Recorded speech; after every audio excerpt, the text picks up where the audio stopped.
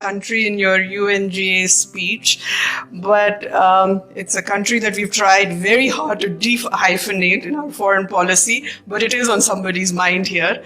Vishal Chawla would like to ask, United States just released funds for Pakistan related to, he says, purchase of F-16, but I would like to remind them it was not purchase, it was maintenance of F-16 fleet. So the question is, how is the US policy towards India evolving? Does it differ along Republican and Democratic lines? And I guess he wants to know that in press, at least, we keep going back and forth. There are high moments, and then there are moments like this F-16 moment. And what would be your opinion about that? Well, I think it would be, today I can say by and large there is a bipartisan view of India. It's not that one party is strongly for and another is against it. And to a large extent, politics is also very individual. So some leaders, some prominent figures in each party would take more interest, others may not take the same level of interest. So I would attach no sense of partisanship at all when it comes to India. The second question, really the nub of the question, which is in a sense the US relationship with Pakistan and the military relationship that the US has had. Now you all know that this is not something of recent making, it has gone on for many years. And you also know that very honestly it's a relationship that has neither ended up serving Pakistan well, not serving American interests well. So it is really for the United States today to reflect whether this, what are the merits of this relationship, what do they get by keeping it continuing. Because at the end of the day, for someone to say, I'm doing this because it is for counter-terrorism, when you are talking of an aircraft like the capability of the F-16, I mean, everybody knows, where they are deployed and what is the use and what is their capability. So, you're not fooling anybody by saying these things. So, the point is, we really think countries finally make their choices based on their own interests. And I would make a case, if I were to speak to a American policymaker, I would really make a case saying, look, what you are doing, forget about us for a moment. It's actually not good for you. What you are doing, reflect on the history, look at the last many years of where this relationship has taken you, and how much, what a cost you have paid for it. Today we heard the Pakistani Foreign Minister Bhutto mention Kashmir in the UN Security Council meeting on reformed multilateralism. Another Pakistani minister, Hina Rabbani Khar, is talking about a dossier and allegations against India coming from a country that hosted Osama bin Laden. Your thoughts on this, and also a quick question on the latest clashes between the Indian and the Chinese forces in Arunachal, if you can comment on that. Thank you. Well, I read the reports on what Minister Hina Rabbani Khar said. And, I was reminded more than a decade ago, if my memory serves me right, Hillary Clinton was visiting Pakistan, Islamabad.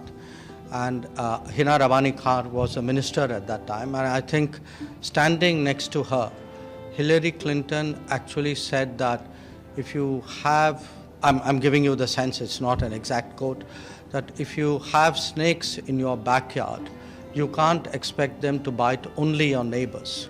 Eventually, they will bite the people who keep them in the backyard. But as you know, Pakistan is not great on taking good advice, and you see what's happening there.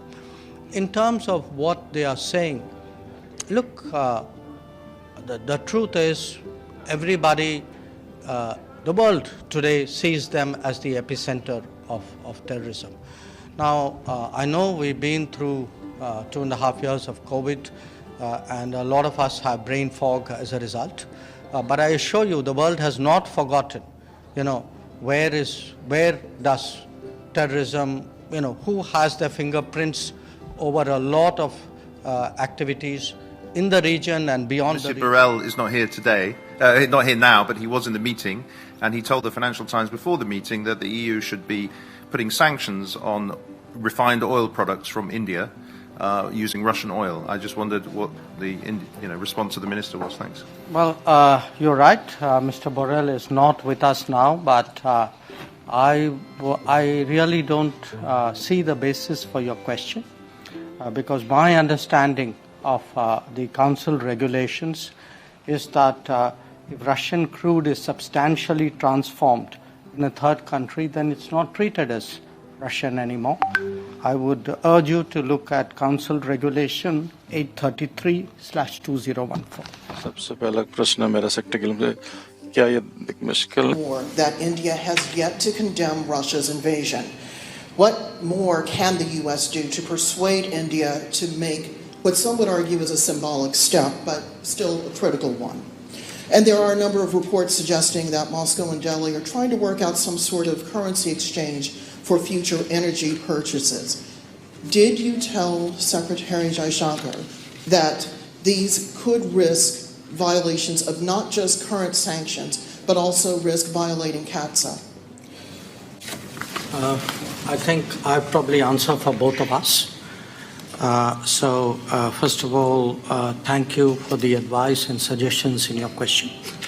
I prefer to do it my way and articulate it my way. Now, as Secretary Blinken has pointed out, we have made a number of statements which outline our position in the UN, in our parliament, and in other forums. And briefly, what those positions state is that we are against the conflict, we are for dialogue and diplomacy, we are for urgent cessation of violence, and we are prepared to contribute in whatever way to these objectives. I noticed you refer to oil purchases. If you are looking at energy purchases from Russia, I would suggest that your attention should be focused on Europe, which probably we do buy some energy which is necessary for our energy security. But I suspect, looking at the figures, probably our total purchases for the month would be less than what Europe does in an afternoon. So you might want to think about it. Clarification. You're saying you have no evidence. This is related to the Canadian story, which I'm sure you're sick of speaking about.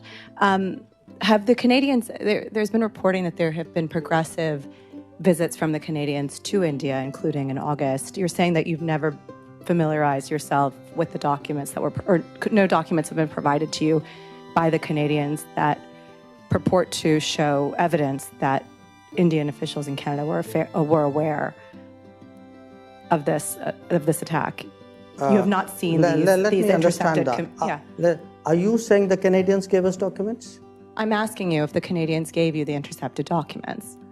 No, look, Indian diplomatic communications. I have said that if somebody gives us specific or relevant information, be prepared to look at it. So you have not received those intercepted communications from the If I Canadian? had, would I not be looking at it? I'm asking you for a yes or no. I think he's suppose. given his Okay. answer. And then the other question I was going to No, ask you. That's just I'm one not question. answering a second Oh. question.